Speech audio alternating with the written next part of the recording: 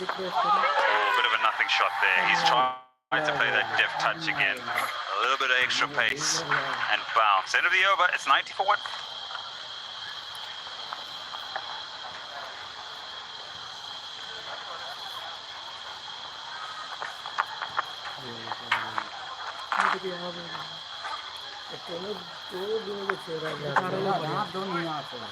Of करे तो भी हो गया छोटा कर दिया एकदम छोटा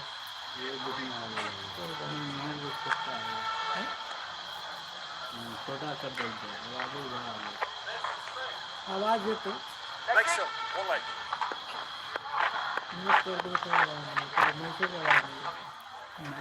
Projections for Pakistan.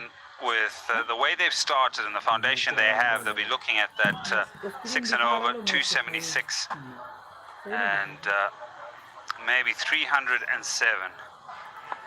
If they have a really good partnership over 300, they'll be really happy with that. Nice. Scott Raza back into the attack. Nice, Saki. Start. Bowled 2 1-over spells so far. Again, you're absolutely right. It's the partnership.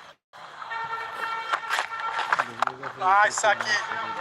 To get that big score, to get towards that 300 mark, you need a couple of, at least 100-run plus partnership. How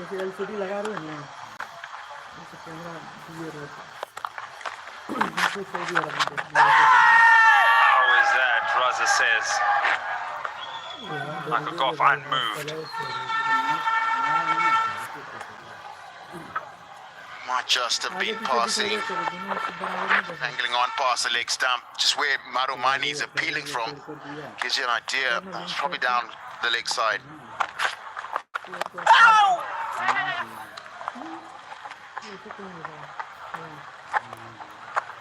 Yeah, the addition of Raza into the attack now just brings a different dimension.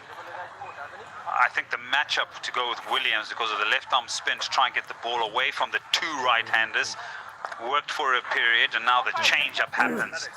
On square, A bless. different vibe, a different look of how to perhaps break this partnership, get a new batter out there in the middle.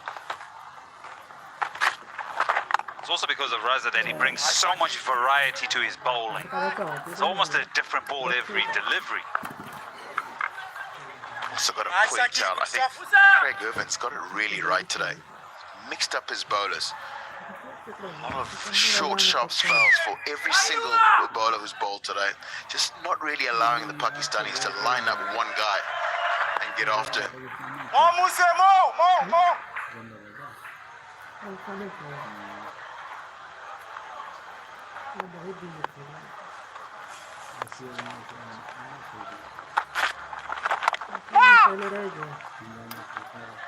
Over.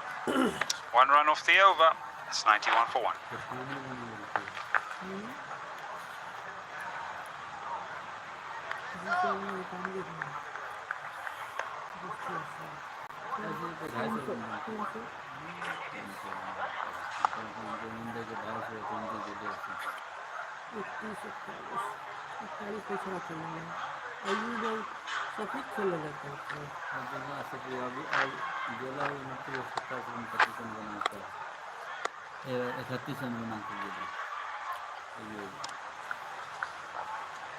Slightly slow going for both sides. I think that run rate now has also dropped away at 4.5. And also for Zimbabwe, they've been able to just resurrect that easy run flow that we saw for a period. So there we go, 4.5 at this stage. And I think for them, if they can keep it there, Zimbabwe, they'll be quite happy for a long period of time. As Pakistan will feel, well, you know, we're not really getting on with it. We're not really pushing the ascendancy. We're not really pushing back on Zimbabwe. So one of these players, and I feel they're very similar in technique and how they approach an innings. And this could be actually a negative for Pakistan in that 2 batters at the crease that bat the same way. Have a look at the graphic. Yeah, that graphic tells you, yeah, a little bit different, but only different because of 3 overs, 12, 15 and 18. The rest have been very quiet.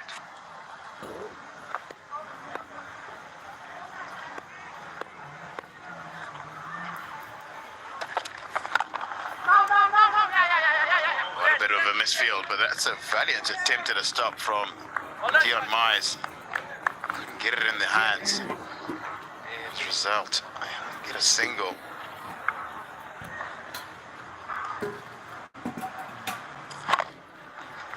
He covered his ground quite well.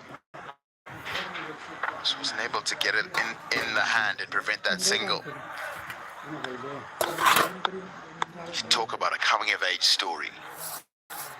We witnessed one a couple of days ago. Saim Ayub, if he came of age, and who's on. Sean Williams is off for some treatment. The coming-of-age story I was interested in actually was Dion Myers. We'll come to that. I think they've had a look at the ball and they're quite happy with something. I'm not sure if it's lost its shape or it's really taken a bit of a pounding. In fact, it looks like the seam has popped. Can you just see the raised seam there? It looks like that particular ball has popped along the line of the seam. Never seen that happen. Wow.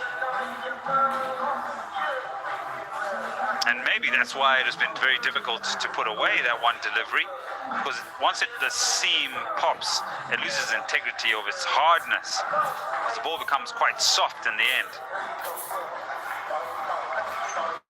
Might also explain why Sarabani and Garava haven't looked threatening. 1 wicket to fall so far. Madande picked up a catch on the boundary of background. Saim Ayub, 31.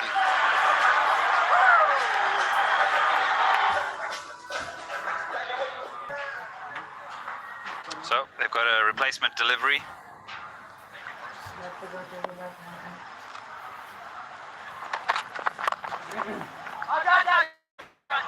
Another misfield will allow for a single.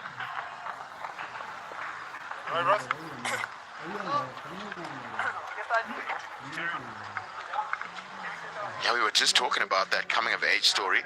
Dion Myers was on the screen at the time. Saim Ayub, young cricketer.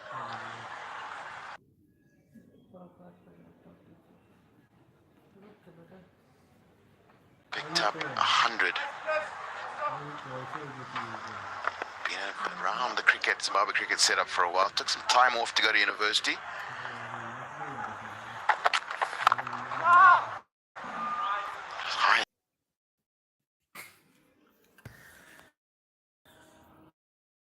And ODI 34, which does not at all reflect.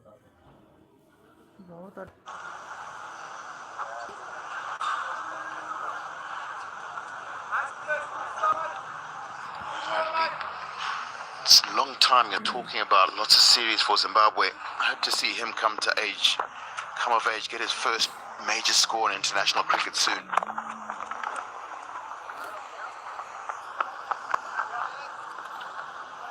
Over. It's 95 for 1.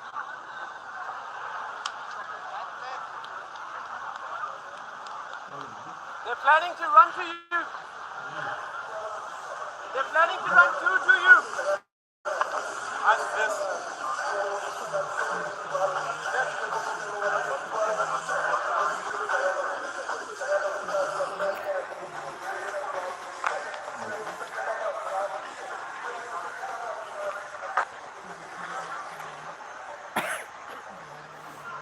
Where's my deep square? Yeah, deep square. That's how Pakistan have accumulated their runs. 73 dots, 37 singles, 8 fours, 3 sixes. Particularly drawn to the singles, 37 of them so far.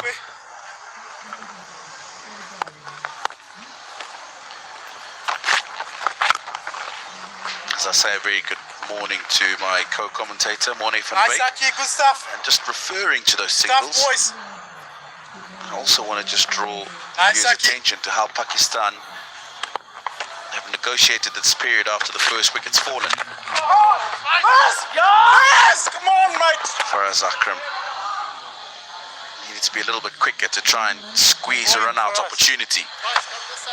But Morne, I talk about how Pakistan has gone about this, because I feel Zimbabwe, even though they won that first game, have been lacking in their rotation of strike, lacking in understanding that this middle part of the innings were able to just maneuver the ball around. Yes, the surfaces were slightly different.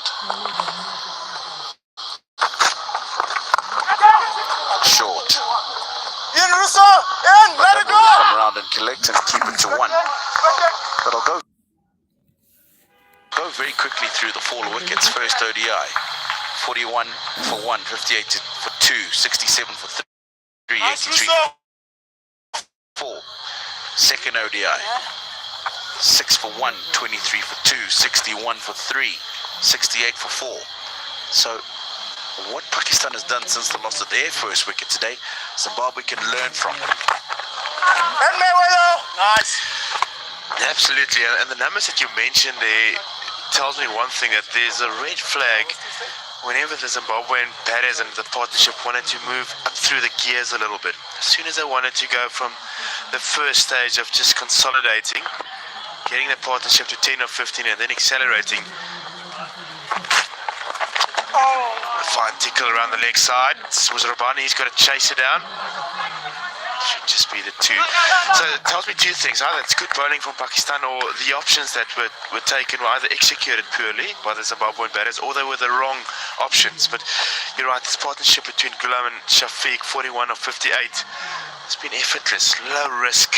This sort of partnership you enjoy watching when you're in the change room, watching guys go about their work. It just settles the change room.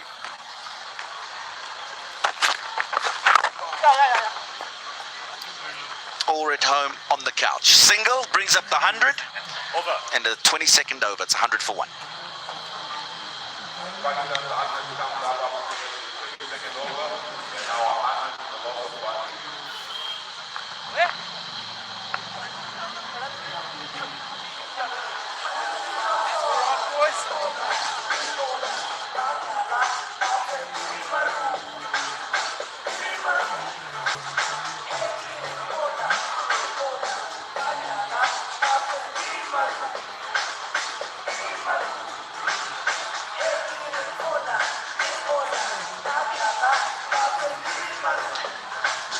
Carrying on with that conversation about being adaptable and being able to maneuver the ball around during the middle innings when the field is spread, you still need to be proactive and positive. When the boundary balls are there, you've got to score off them. In the air, will drop short of Ngaraba at 3rd.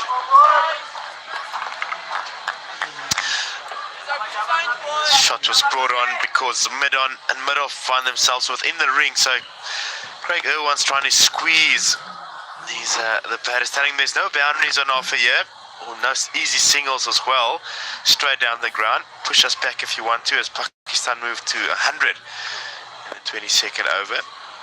The 41 singles we're talking about.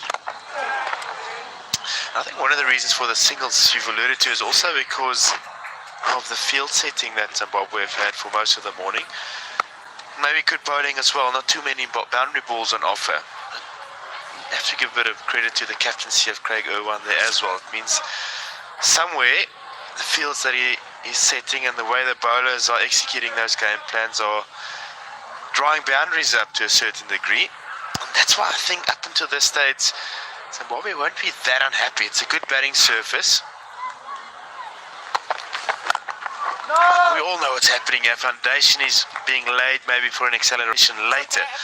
But for this stage and at this time, Zimbabwe wouldn't be feeling that this innings is running away from them. And they would know if they get a wicket or 2 or 3, then that scorecard looks very different and might just postpone that expected acceleration by a couple of overs. The other thing you need to take into consideration there is Pakistan won by 10 wickets in the first game, and they lost a whole bunch of wickets for almost nothing in the opener. So they're middle to low. Oh, that's a misfield from Faraz Akram. You see this way too often from Faraz Akram. He's just gifted Pakistan 3 runs here.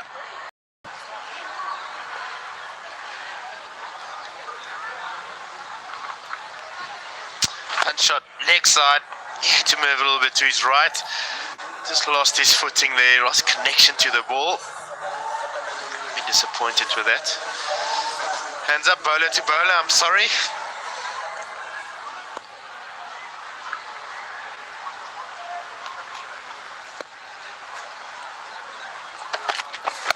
No, fuck yeah.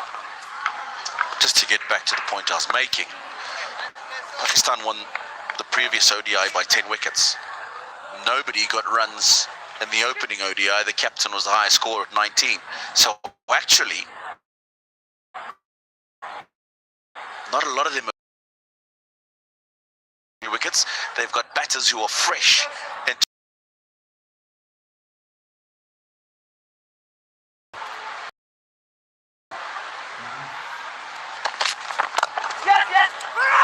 good running, very good running. Single to end the over, 106 for 1.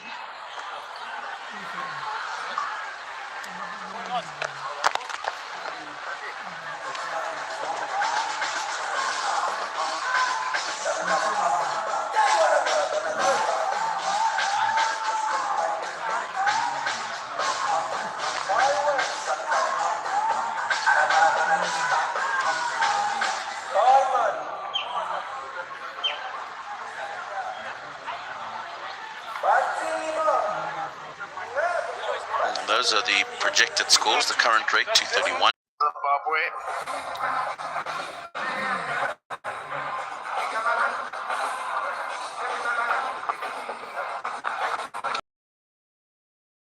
The wicket. And it would also mean his downfall. He's got to go Safid 50 50. बना Pakistan 112 for 2. 50 बनाया चलो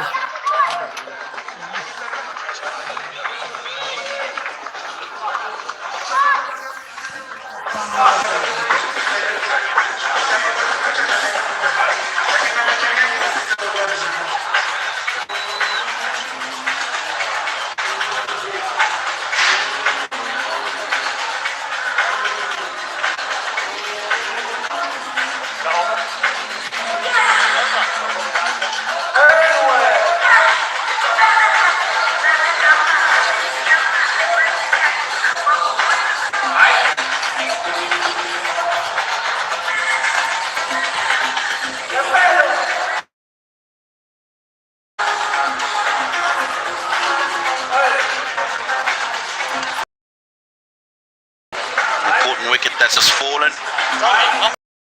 Rizwan to the crease. 2,100 plus runs. Look at that average. 41.15.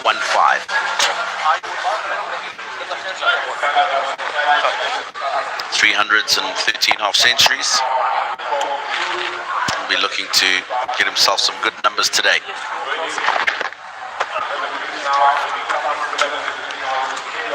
Straight as you'd like. Just lost head connection to the delivery there. Playing so well throughout his innings, looking to play straight, using a straight bat to find gaps.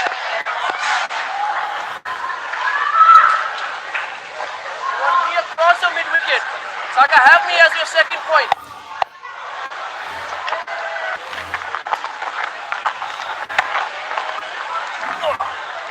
Come back, center.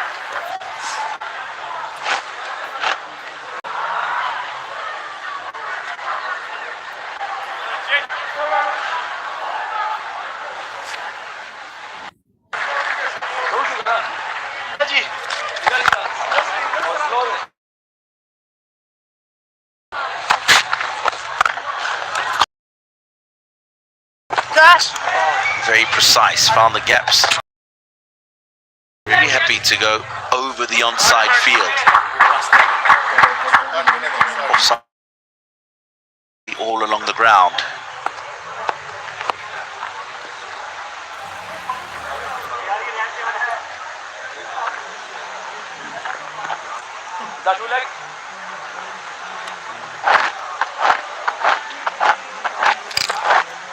Place. I'd love to see a slip. Try and find that outside edge early doors with Angrawa's angle of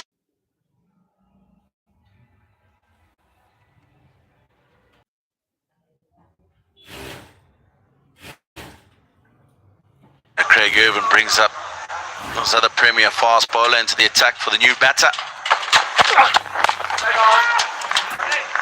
It's a nice positive move from him.